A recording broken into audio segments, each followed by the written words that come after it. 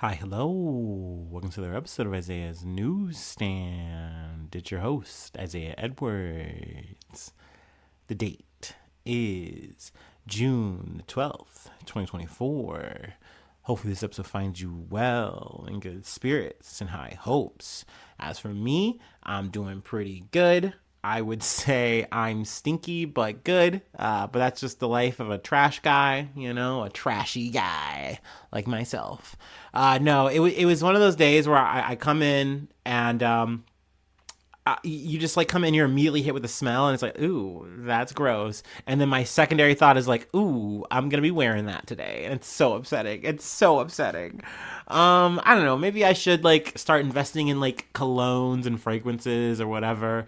But I don't know. I think I've just been like just living alone for so long that like I notice it and I hate it. It's definitely like, oh, that's gross. Like, but it's like, who cares? Like, I'm not gonna take like 2 showers in a day just to fucking fix that. So there you go, a little bit of a maybe TMI confessional. Your boy is stinky on the weekdays.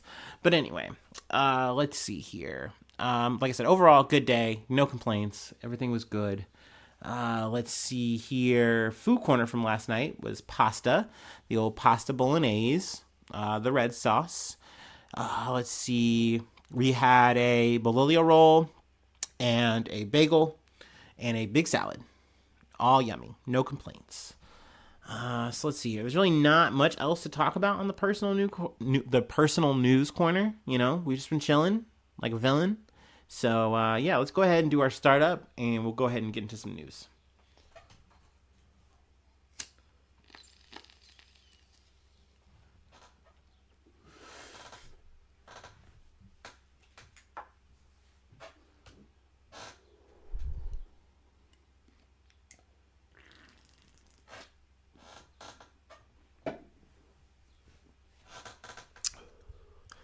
All right. From CBS News.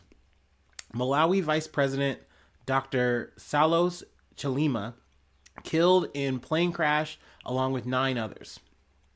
Malawi's Vice President Dr. Salos Chilima and 9 others were killed when the plane they were traveling in crashed in Chikangawa mountain range. Excuse me. In the Chikagawa mountain range, the government said Tuesday. President Lazarus Chakwera declared Tuesday a national day of mourning. It later became unclear whether Chilima's wife Mary had also been on the plane when it crashed, as initially stated by the government. I believe that she, as of right now, was not on the plane, as we know, but I'm not 100% sure as of reading this. Unfortunately, all on board have perished in the crash, the office of the president and the cabinet said in a Tuesday morning statement. The confirmation came after more than a day-long search effort in a forested area in the mountains of northern Malawi. The military plane crashed Monday morning after it took off from the country's capital, Lagongwe. Let's see. Chilima, 51, and the other passengers had been headed to attend the funeral of the country's former attorney general when their plane dropped off radar. Air traffic officials said the plane had been unable to land at Mzuzu Airport, about 200 miles north of the capital, due to poor visibility, and the pilot had been advised to return to Lagongwe when the flight disappeared. So that's really unfortunate. That's very sad. Let's see here. The plane was a Dornier 228 type twin propeller plane delivered to the Malawian army in 1988. So this is not a helicopter situation. We're not talking about Boeing, but it's kind of akin to the Iranian situation with Raisi, where you have bad weather mixed with an old plane, you release an old air vehicle, whatever the fuck you want to call it in the situation, because with Racy it was a helicopter. It's bad. It's a bad math, man. Like it's sad. It's unfortunate. But But yeah, I mean, add this plane to the list of planes you're not going to catch me on. Because literally, this plane should have been in a junkyard. You know, like this should be a plane waiting for some scrappy adventurer or some, like, I don't know, billionaire restorer with a death wish, you know, to come scoop it up. This should not be a mode of transport for a president, vice president, anybody, you know, like, goddamn, that's scary. I get it, you know, tough times, hard budgets, but once again, the math wasn't math, and I think they went out in a fog, right? So, I mean, I get it, you know, these little visits and things, it's important, but that's definitely a dark kind of irony to die coming home from a funeral. Yeah. So, yeah, I wanted to talk about that for a little bit. We can go ahead and move on. I get a burp. I'm just sitting on it. I'm sure it'll come out at a very opportune time. From USA Today. Southern Baptists reject ban on women pastors in historic vote. The Southern Baptist Convention, or the SBC, rejected Wednesday a constitutional ban on women pastors, a major victory for those within the nation's largest Protestant denomination seeking to maintain local church autonomy and soften what many considered a growing antagonism towards women in the ministry. The narrow outcome resolved a 2-year political dispute about church policy, though it might not subdue the ensuing debate about women's roles in the church. The proposed amendment was by far the most animating issue headed into this year's SBC annual meeting, one that even colored other decision-making, including the election for SBC president. If the measure passed, more churches were expected to voluntarily leave the Nashville-based denomination. For some, it would be due to a message downplaying women's contributions to the church, while others saw the SBC becoming overbearing about certain doctrinal beliefs. I mean, I'm happy to see this. I was definitely surprised. I recall covering this a little bit last year, and just hearkening back to my own religious experiences. Granted, I wasn't Baptist. I was in a non-denominational church, but I remember being so unnerved. But when I heard, like, hey, you have to understand that, like, women can't lead the same way a man can. Like, don't you got to understand that, Isaiah. And I'm like, huh? Like, it was just confusing. And they would try to break it down in this biblical way and essentially saying that, like, oh, women can share their faith and they can do great, amazing things by sharing their faith. We just don't believe that they can lead or preach. That's the word. It was the difference between preaching and sharing. And I remember that being like, this is a very strange hair to be slicing, especially if we're all supposed to be working for the Lord despite whatever's in our pants and shirts. It didn't make sense to me. It didn't rock with me. But I was like, okay, I guess that's what we do here. Fine, whatever. And I moved on about my shit until I got fucking excommunicated. That's another shit. Anyway, so I'm not surprised to see a Baptist church be on this kind of same wave. And instead of, when we're talking about the SBC, we're talking about a whole group, like a conglomeration of churches. And it's a strange kind of interplay here where you have, you know, women who are like, hey, we are about this shit. We love the Lord. We want to, you know, not just share our faith. We want to preach our faith. You know, we have the ability to do that and, like, make an impact, and we should be able to do this. But then you have this, like, over-governing body that overall is like, yeah, but we don't believe that that's gospel. We don't think that's okay. And they'll just keep throwing, like, scriptures at you and telling you, like, this is what it is. Sorry, sweetie. And I don't know. Like, I personally never know how to combat that, because once again, when I got to this point with religion and I couldn't rock with it anymore, I was just like, all right, then I'm just not going to come back. Like, I get that this whole kicking me out thing is some tough love, and I'm supposed to be like, I'm so sorry. I'll be better. Like, no, I'm just gone. That's a personal thing. Maybe you can make it work and you can make these compromises and really get this kind of harmony, but it just doesn't seem like the other half wants to work with this.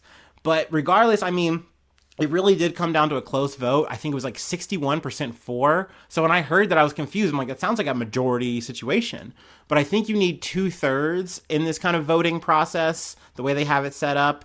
So essentially, it didn't pass. But at the same time, there was another church, Virginia, that got kicked out. Like, so a church in Virginia. I should say.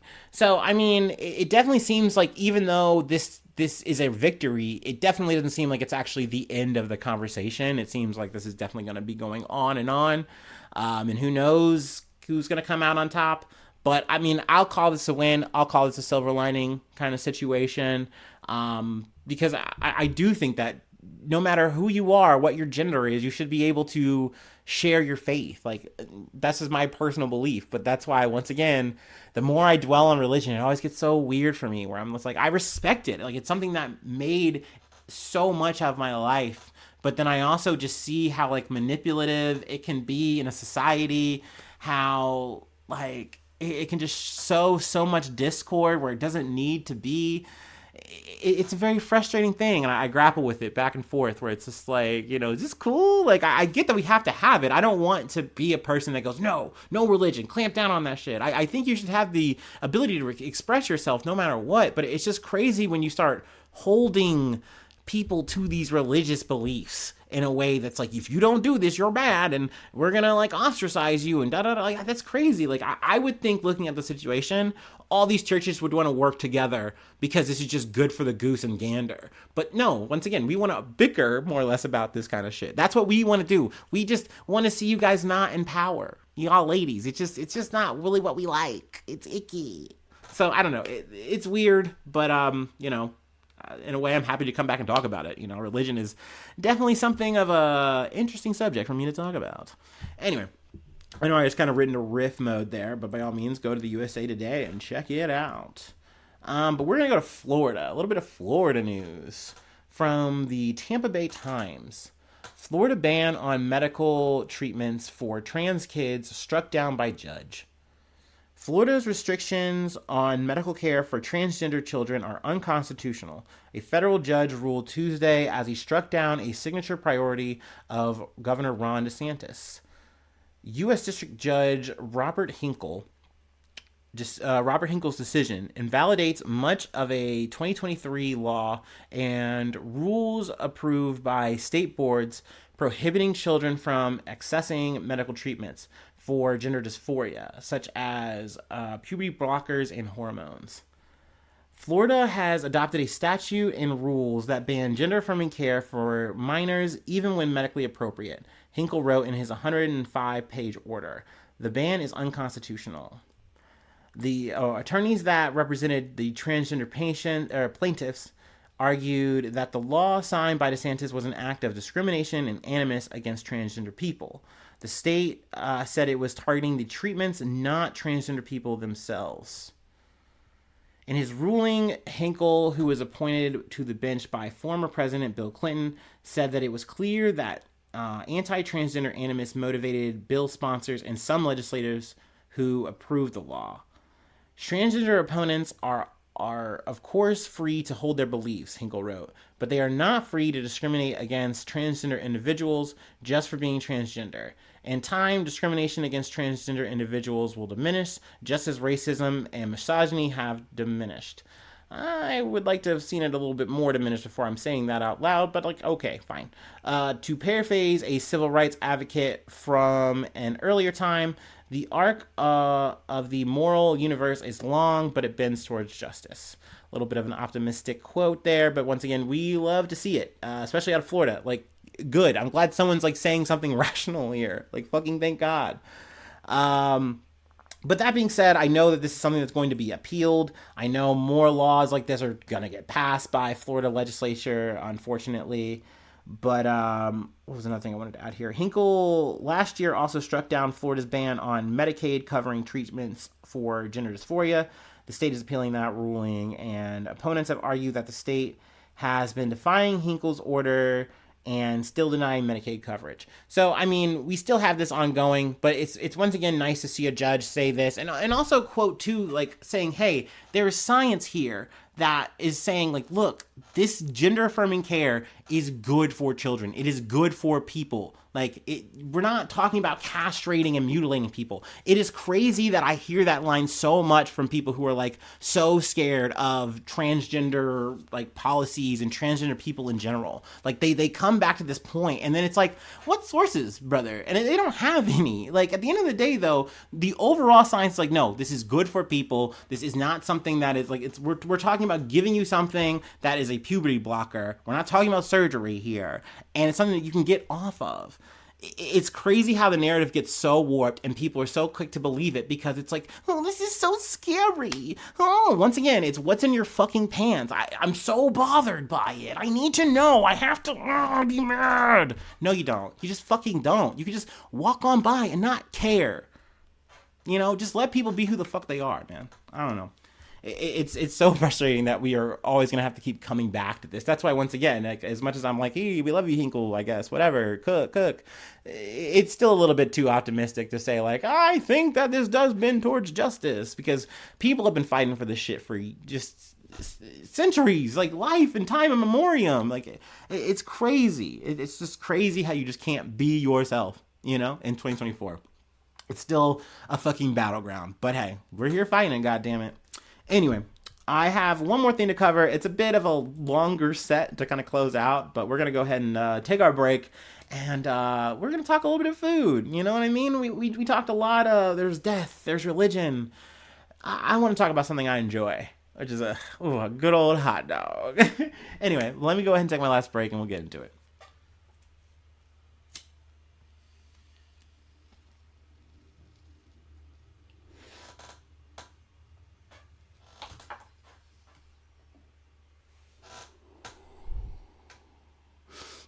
Heck, maybe even 2 hot dogs.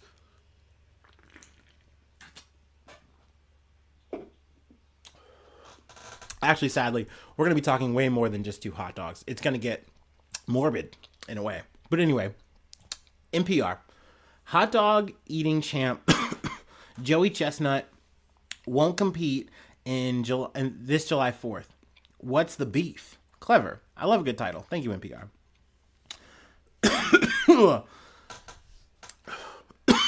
Excuse me.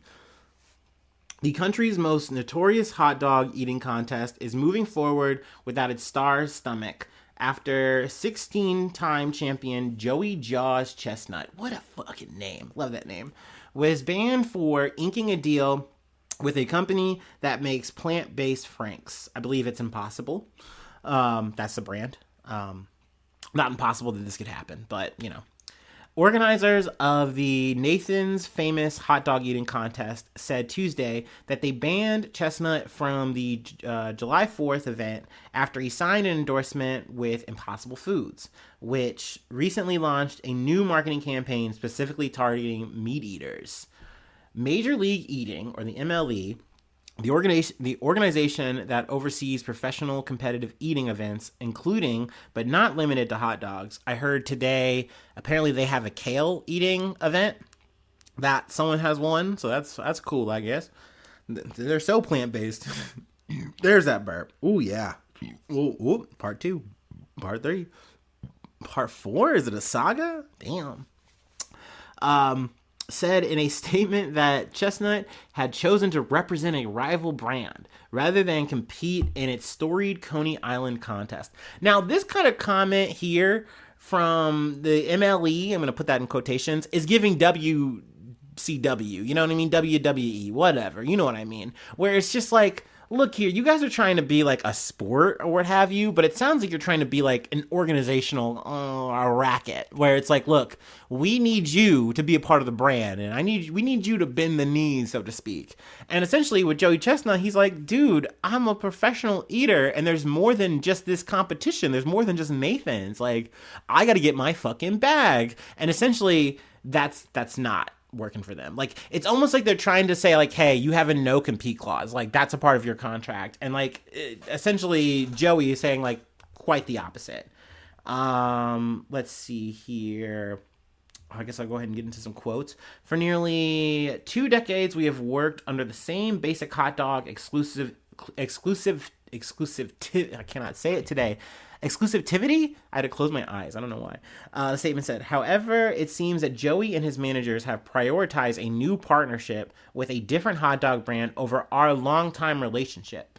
Chestnut, who has demolished over 1,000 hot dogs, see, that's more than two, in the contest since his quest for Coney Island dominance began in 2005, said on social media that he was gutted to learn from the media about his ban. I love competing in that event. I love celebrating America with my fans all over this great country on the 4th, and I have been training to defend my title. Adding that the decision by MLE and Nathan's will deprive the great fans of the holiday's usual joy and entertainment. He says he does not have a contract with the MLE or Nathan's Famous and accused them of looking to change the rules from past years as it relates to other partners I can work with. When asked about Chestnut's response, MLE's chair and co-founder George Sia told NPR over email, I literally do not know what he's talking about. Nathan's did not respond to a request for comment. So yeah, I mean, Impossible is just trying to say, hey, we support him in whatever. Getting into a little bit more details, essentially the MLE is trying to say, hey, we were down to work with him. We just didn't want him to do anything hot dog related with Impossible. But I'm like, come on, that's such a fucking like bullshit fucking clause to try to tack on to some contract like that potentially doesn't even exist. I kind of am kind of team Chestnut on that, where it's like, you're saying you had this like ironclad contract that was going to include this future issue. I don't know, maybe, but I think it's fucked up if that's the case even. Like, that's just not fair looking at someone where it's like, I'm a competitor and you're trying to turn me into like, I don't know, an employee, but like, I just don't fuck with this. This gives me bad vibes. It's giving too much capitalism in my hot dog eating contest. But let's see. There's another facet here that I learned because I got to level with you, real shit. I respect Chestnut. He's good. He's goated. You know, I'll say it. He's one of he's the best. Whatever. But he's not the best to me. He's not my favorite. So a bit of an add-on that I learned. Just kind of doing a little bit of research. It was mentioned offhand here, but I got more details. From ABC News, competitive eating legends Joey Chestnut, I'm going to get his name wrong, Takeru Kobayashi to face off in Labor Day hot dog eating contest. So I'm very stoked about this. It's time to squash the beef. Two of the most famous names in competitive eating, Nathan's hot dog eating contest champions Joey Chestnut and Takeru Kobayashi, will go head-to-head in a winner-takes-all hot dog eating matchup to air live on Netflix on Labor Day, September 2nd. The streaming platform announced Wednesday. So that's hella fucking cool. If you're, familiar with the scene a little bit, then you know both of these guys' names. Like I said, I was just a big Kobayashi fan. Like, he was the first guy I saw do it, and it really, made me understand that, even though I'm a fat guy, it doesn't mean that you're born for something like this. Cause you'll see when these guys and gals line up to do this stuff, that you see a big guy or two or whatever, and they look down to clown. And then you see these string beans, and Joey Chestnut, he's not a fat gore, a big bulbous guy. He looks like a normal dude. So you see these guys and you go, oh, I'm clearly going to bet on the big guy, right? For sure, he's going to cram so many dogs. But then you just get into it, the fucking shit, the bell gets rung, if you will, and they go at it. And you're seeing these dudes just dip bread into water and then and they're just gulping down glizzies, and it's just crazy. And you just understand that a professional eater is not the same as just a guy who likes eating. They are built completely different. I remember watching a documentary on Kobayashi, and what he was doing in between these competitions was crazy. He was going to restaurants and then getting impromptu challenged by the chef to eat these crazy fucking multi-course meals and shit. It was insane to me. It blew my mind. It was like a dream and a nightmare mashed together. And honestly, I thought Kobayashi was out of the game. He's like, no, I'm coming out of retirement to do this shit. I couldn't retire. He said he ate so much food that he couldn't really like feel the feeling of food. Like he couldn't taste anymore, I think is more or less what he tried like was conveying. And I'm like, damn. So like he's essentially like done. He's like, I'm off it. Like I've done too much competitive eating. But he's like, nah, fuck it. I'm coming back for that Netflix bag. And I respect both of them for that. Definitely though, kind of going back to Chestnut, it's definitely a bummer that, you know, he's not going to be a part of it, but there's going to be other people to fill in the void. You know, as much of a staple as Joey Chestnut is, he's big dominator. There's been other people who have been on his heels. So, you know, there'll be other people to fill the hot dog eating space for sure. And I should have named them, but I'm not. I just wanted to focus on Chestnut and Kobayashi, my goats, if you will. Just to kind of close out though on a little bit of a highlight here, just to kind of say maybe throw a little bit more tomato shade at the MLE. Major League Eating wanted Kobayashi to sign a contract with an exclusivity clause. Ooh, I nailed it this time. Essentially, Kobayashi wouldn't be able to eat in other contests. Sound familiar? And the MLE would have veto power on sponsors. In his first year away from the competition, Kobayashi was in attendance and rushed the stage. I listened to a clip and it reminded me because I remember this is something that I kind of dug up or just dug away. And he was like, "Let me eat, let me eat," and I was like, "Dude, yeah, let him eat, bro. Let the goat eat, bro." So I'm not gonna lie, Tomato Town for MLE, boo. I'm sorry, Mr. Sia, but I gotta boo you, bro. Like it's kind of whack what you're doing. Let both of them eat. All right, you know what I mean? Fuck. But that's it. That's all I have for today. If you'd like to help out, support the effort, I do have a Patreon. Patreon.com/Isaiah News. Becoming newsy today. I shout you out at the top of the month. We're back on that shit now. Let's see. Free ways to hit me up. IsaiahNews1@gmail.com. And then I'm on all the socials that you're probably on. Yeah, that's right. Even I'm on TikTok too. There you go. I'm actually there. I'm posting late, but I'm there. I kept you waiting, huh? Anyway, let's see. Please subscribe to the YouTube. That really helps out like the most for free. Trying to get that up so we can get some motherfucking money one day, maybe. But yeah, leave a cool comment, not a weird comment. But I mean, I guess you can leave a weird comment. I'll see it. And let's see here. Really just listening is dope that you do that. That's so cool. You're so rad for that. But yeah, hopefully I see you soon for some more good news. I love ya. Bye-bye. Mwah.